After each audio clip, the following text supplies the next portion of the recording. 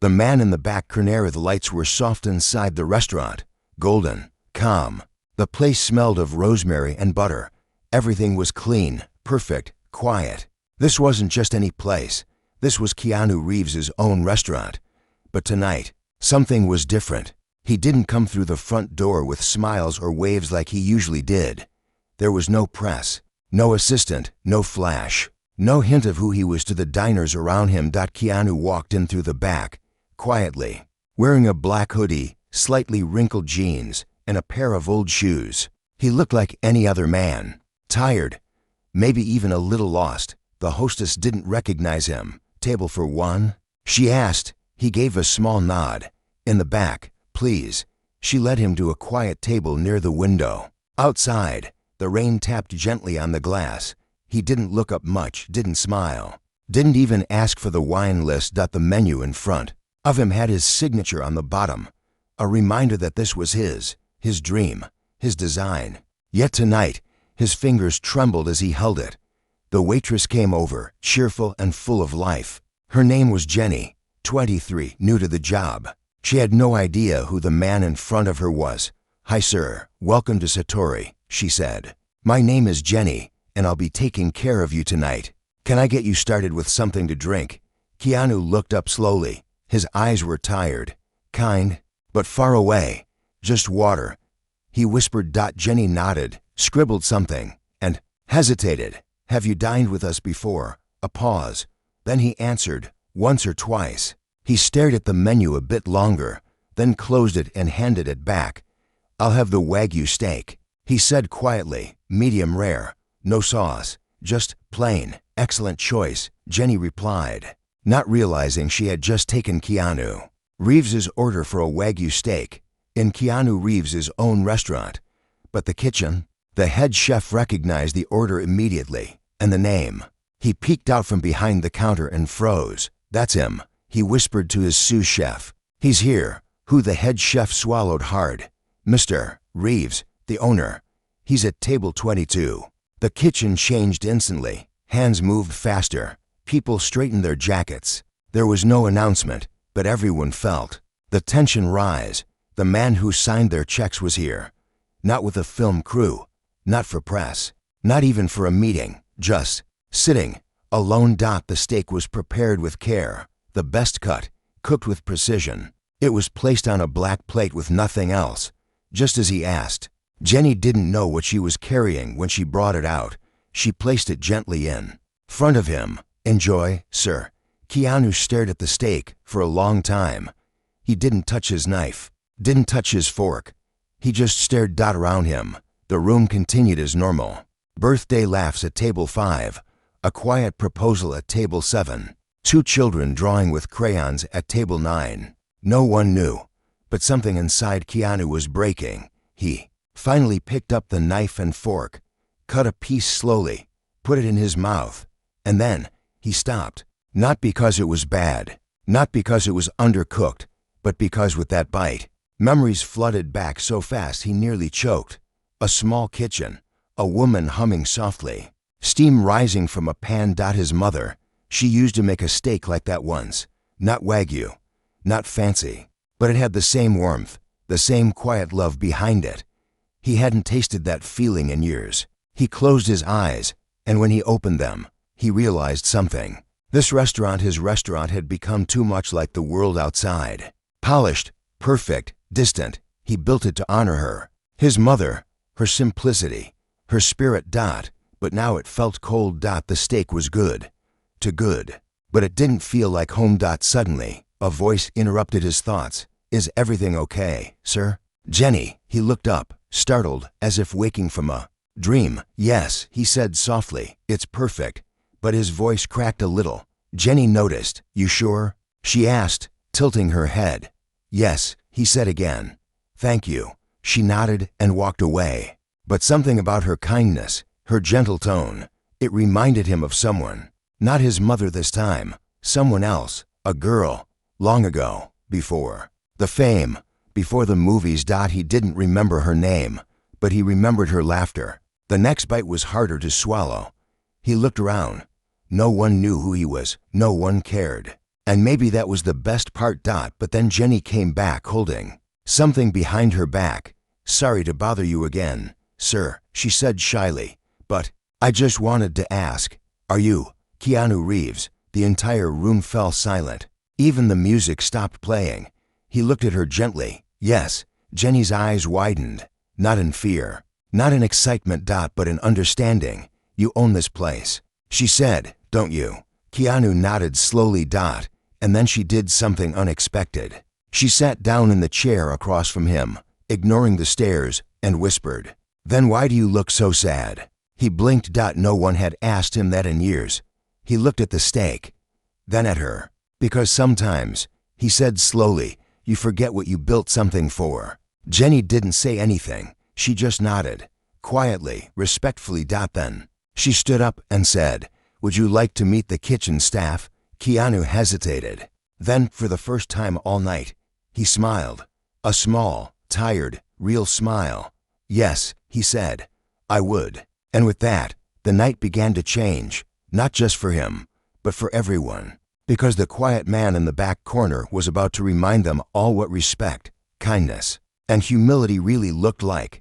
And it all started with a single bite of steak. Behind the kitchen door. The hallway behind the kitchen was narrow and warm. Pipes hummed through the walls.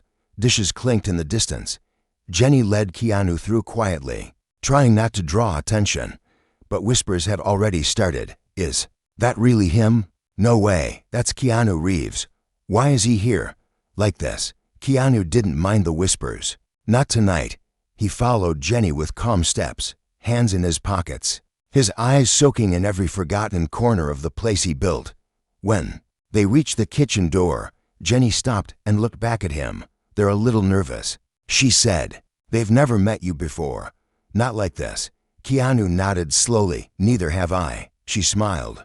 Then pushed open the door. The kitchen fell into silence. Pots stopped clanging. Saucepans froze mid-air. The head chef, Mr. Ramon, who had been barking orders seconds ago, now stood stiff and wide-eyed. "Mr. Reeves," he said softly. Keanu raised a hand gently. Just Keanu. The staff didn't know what to do. Bow, clap, hide. Keanu walked in slowly, his eyes scanning the walls, the stove, the racks of spices. Everything felt different in here, more human, more real. This was where the heart of the restaurant lived, and he hadn't stepped inside in over a year. He turned to Ramon. "You made the Wagyu."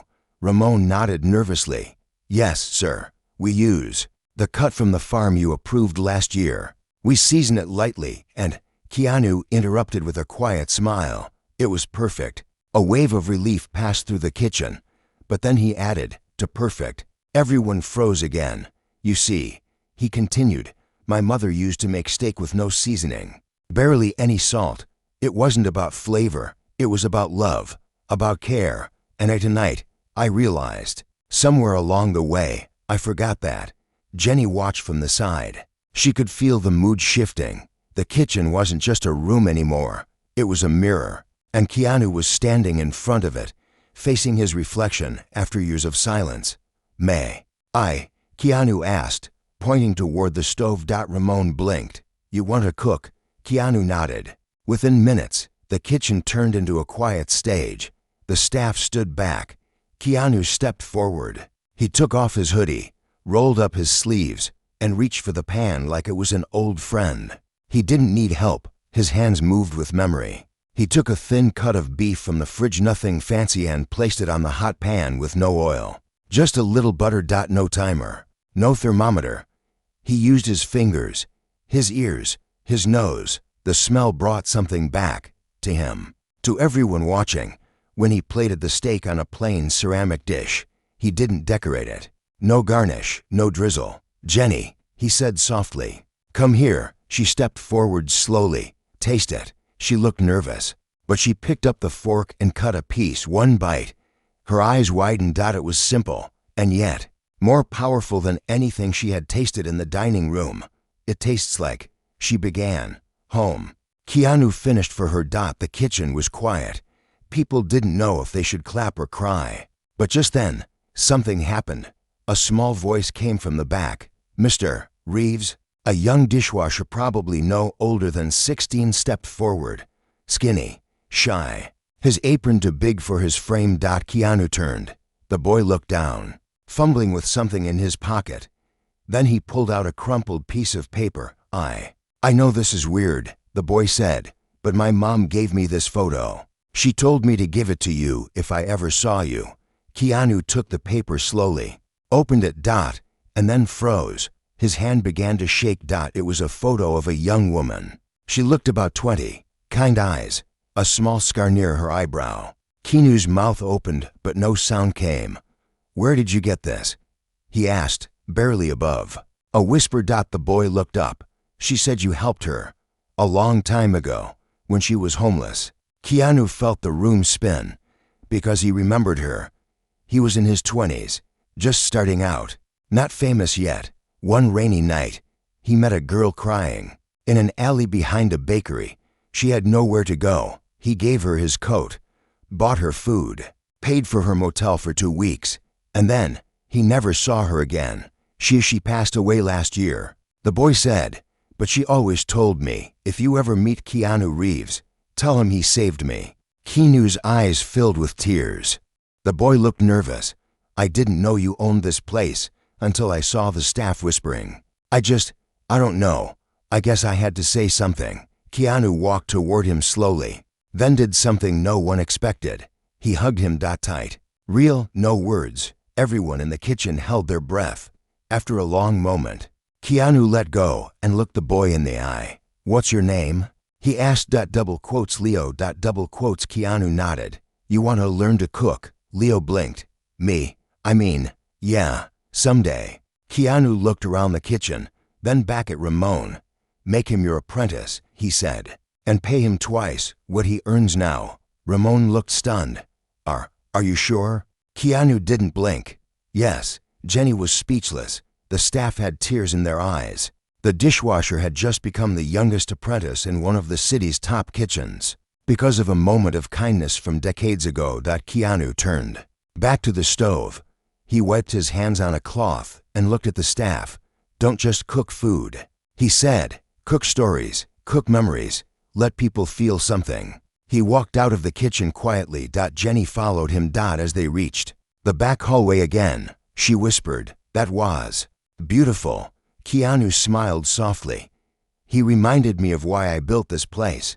It wasn't for critics or stars. It was for people like his mom, for people like Leo. He looked back at the glowing kitchen door. Sometimes it takes one simple bite to bring everything back. When silence goes viral. Keanu didn't go back to his table. After leaving the kitchen, he stepped outside into the alley behind the restaurant. The rain had stopped, but the air still smelled like earth and leaves. A soft mist curled in the streetlight's glow.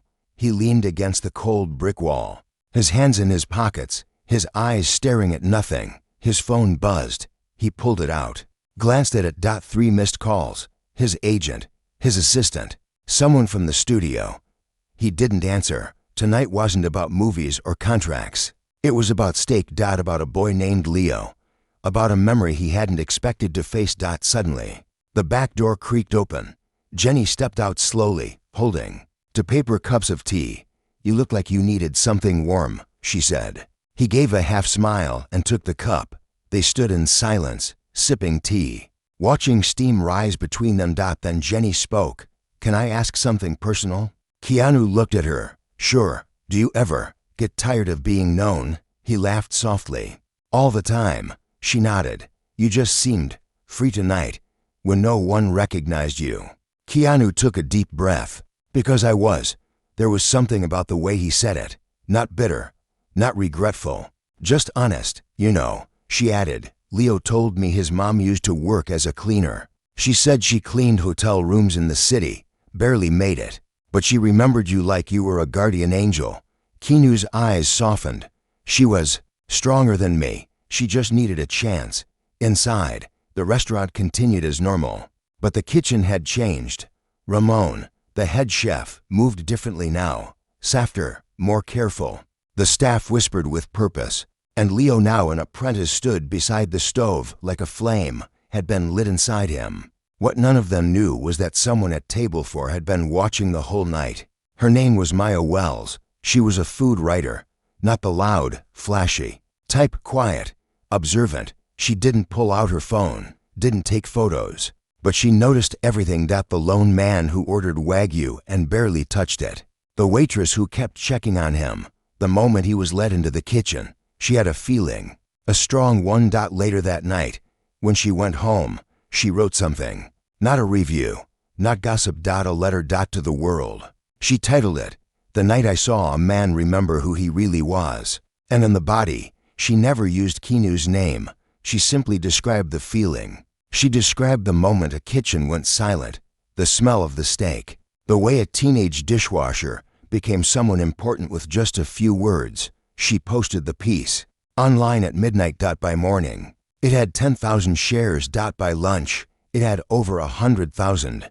People began guessing. Some thought it was an actor. Some thought it was a chef. But one photo from a passerby just one surface. Keanu, leaning against the brick wall with a paper cup, Jenny by his side. No smile, just peace. The internet lit up. It's him. That's Keanu Reeves. Did this really happen? The restaurant's phone rang non-stop. Journalists called. People lined up outside the door. But Keanu wasn't there. He had disappeared again. He didn't want credit. He didn't want the spotlight.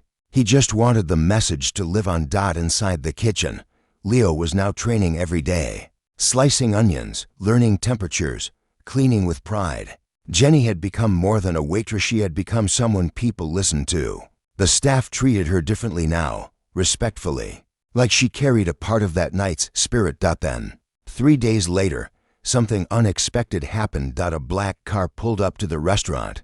A woman stepped out, elegant, quiet. She walked with a cane and had a silver scarf around her neck. Jenny saw her first. "Can I help you?" she asked. The woman smiled. "I was told this is where a man remembered his mother." Jenny blinked.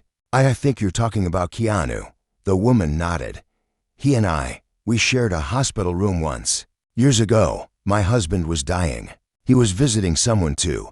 He gave me a chair when the nurses were too busy to find one." She paused, her eyes glistening. "I never forgot his kindness." Jenny felt something heavy and warm in her chest. The woman continued. "I read the story online. I knew it was him." She took out a small envelope and handed it to Jenny. "Please give this to him. No name on it. Just give it to him when he returns."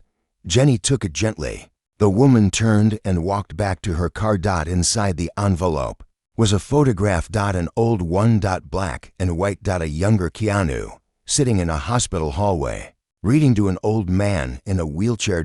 Jenny stared at it for a long time. On the back of the photo, a message was written in soft handwriting. "You have always been more than you knew."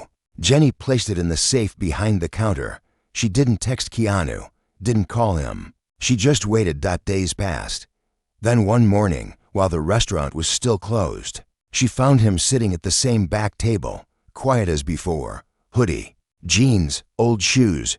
"I thought you might come back," she said. He smiled gently. "I left something unfinished." She handed him the envelope. He opened it slowly. When he saw the photo, he pressed his fingers against it like it might vanish. She remembered. He whispered. Jenny sat down across from him. "The world is watching now," she said. "They want interviews. News crews are camping outside." Keanu sighed. "But none of that matters," he said. "What matters is Leo. What matters is that the kitchen remembered its heart." She nodded. "And you," Keanu looked at her, eyes full of something old and quiet. "I'm remembering mine too."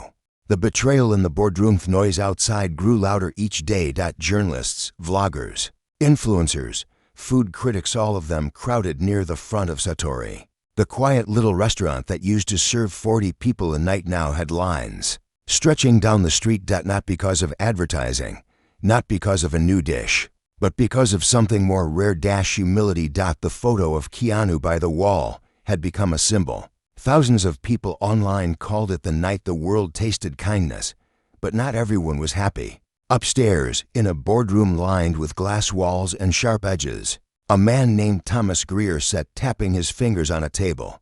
He wore a clean, Suit, gold watch, and a face that rarely smiled. He was one of the original investors in Satori. He didn't care about kindness. He cared about profits. "We have the attention of the entire city," Thomas said coldly. "We need to act, now." The others in the room, business partners, advisors, and lawyers, looked around nervously. "Act how?" one asked. Thomas leaned forward. "Rebrand. Take advantage of this wave. We can franchise, open more locations, celebrity steak boxes." His face on every wall. Someone spoke softly. "But Keanu never wanted that." Thomas smiled with sharp teeth. "Then he shouldn't have disappeared again." They voted 5-1. Thomas had control. By the end of the week, he planned to change the menu, replace the head chef, and relaunch Satori as a luxury chain with gold leaf steaks and triple-digit prices. No more Leo. No more quiet kitchens. No more heart. Jenny found out 2 days before the launch. She heard whispers among the staff. Ramon, the head chef, was packing up. Leo was told he'd be transferred to a smaller branch until further notice. The new manager already had his name on the office door. Jenny stormed into the kitchen. Her face was red, her voice shaking. "What's happening?" she asked Ramon. He looked tired, defeated. "They're replacing us," he said. "They say it's what Keanu would have wanted, but it's not." Jenny didn't cry, she got angry. "Does he even know?" Ramon shook his head. "No one's heard from him?" Jenny pulled out her phone. "Messaged Keanu. Please come. They're changing everything. Leo is being removed. Your name is being used. No reply. She sent another. They're turning your heart into a business deal. Still no reply. Outside, the sign for Satori was being removed. The new logo was flashy. Silver letters, bold font. Inside, staff whispered in fear. Customers looked confused. And Leo? He sat alone on a stool near the back fridge, wiping down his old station with slow, careful hands. That night, Thomas Greer stepped into the dining room wearing a crisp new suit. Cameras followed him. Reporters asked questions. He smiled like a man who had already won. But just before he stepped onto the makeshift stage for the relaunch event, the front doors opened. Everyone turned. A man walked in slowly. Hoodie, jeans, old shoes. No one said his name. They didn't have to. It was Keanu. Jenny gasped. Leo single quotes. S eyes lit up. Thomas froze. Keanu walked straight through the room without a word. Not angry, not loud, just steady. He stood at the center of the room, in front of the cameras, the lights, the crowd. He looked around. Then he spoke. "What happened to the little boy who cried when he touched the stove for the first time?" The room fell silent. "What happened to the woman who made tea for strangers and learned their names before their orders?" People looked at each other, confused. Keanu continued. "This place was never about steak, or money, or fame." He looked straight at Thomas now. It was about second chances, about quiet hands, about people like Leo. He pointed toward the kitchen. "A week ago, this was home. Today, it's a brand." Thomas stepped forward, fake smile in place. "Keanu, we appreciate your passion, but this is a business. And with the right branding." "No," Keanu interrupted softly. "It's not just a business, not anymore." He reached into his pocket. Pulled out a folded paper. Held it up. "This is the original agreement I signed when Satori was created. It says, final creative control remains with the founder." "That's me." A gasp spread through the crowd. "You're bluffing," Thomas said, his voice tight. Keanu opened the paper and handed it to a lawyer nearby. "Read it." The lawyer scanned it, swallowed hard. "He's right." The audience began to murmur. Reporters raised their phones. Cameras clicked faster. Keanu turned to Jenny and Leo. "You two," he said softly. "This is your home now, too." Then he walked to the counter, took down the new logo sign, and gently placed it on the ground. "This place will never sell stories to people," he said. "It will make stories with them." People clapped, quietly at first, then louder, until the entire restaurant stood up and applauded. Thomas stood frozen. Defeated. And then, quietly, he left through the side door. That night, Keanu didn't sit at a private table. He rolled up his sleeves, walked into the kitchen, and cooked alongside Leo. No cameras. No scripts. Just heat and flavor. And heart. The chair by the window. Next morning, Satori opened quietly. No press releases. No headlines. Just the old wooden sign, gently hung by Keanu himself. Jenny watched from the side as he stood on a short step stool, hammering the last nail into place. He smiled down at her. Back to basics, he said. Inside, the new logo was gone. The menu was printed in simple black ink again. The prices were lowered. Leo's name was added at the bottom as kitchen apprentice. And the famous Wagyu steak, it was still there, but with a note beside it. For those who want taste, try it. For those who want memory, ask for Keanu's way. By noon, the dining room was full. Not with influencers. Not with critics. With people. An old woman who came every Thursday for soup. A father and daughter who used to sit by the window before ballet class. A man in a wheelchair who once said the mashed potatoes tasted like his mother's. They all returned. And so did Keanu. He wasn't just the owner anymore. He was part of the team. Some days he prepped vegetables. Other days he cleared dishes. Sometimes he simply sat with guests and listened to their stories. One night, he even played piano in the corner quietly while people ate. But it was the fourth night back when something happened. Jenny was seating. A tall man in sunglasses who had requested the corner table. The man looked around carefully, then took off his glasses. It was Denzel Washington. Jenny nearly dropped her notepad. Keanu, who had been setting napkins nearby, turned and froze. The two men locked eyes. Then, slowly, they smiled. Not the fake Hollywood smile, a real one. They hugged briefly. You heard? Keanu asked. I read, Denzel replied, and I had to see it for myself. They sat down at the same table, ordered tea, nothing fancy. For the next hour, they didn't talk about movies or awards. They talked about mothers, about the way loss changes you, about how silence sometimes says more than speeches. People in the restaurant pretended not to stare, but it was hard. To giants of kindness sitting together like old friends. Before leaving, Denzel said something that stayed with Jenny all week. Don't let them turn this into a monument. Keep it moving. Keep it soft. Keanu nodded. That night, as Leo finished scrubbing the kitchen floor, he looked up and said, Mr. Reeves. Keanu turned. Can I ask you something kind of weird? Keanu smiled. Always. Leo paused. Do you ever miss your younger self? Keanu thought for a long moment. Sometimes, he said, but sometimes I think I'm finally becoming the man he wanted to be. Leo grinned. Then Jenny came running from the front. Keanu, she called. He walked to the counter. She held out a plain envelope. A woman just left this. She said it was for you.